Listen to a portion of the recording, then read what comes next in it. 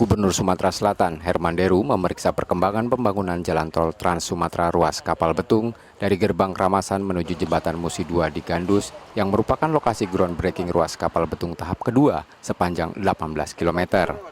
Herman Deru menerangkan penyelesaian ruas tol tersebut harus disegerakan. Untuk pendanaan, pemerintah sudah melakukan penyertaan modal dan investor. Tol ini pun ditarget rampung tahun 2023. Sementara untuk pembebasan lahan kurang dari 5% yang belum dibebaskan karena masalah harga. Terkait hal ini, investor dan Dinas Lingkungan Hidup dan Pertanahan secepat mungkin membuat keputusan tetap negosiasi atau konjungasi. Lahan hanya lebih kurang 5% lah ya.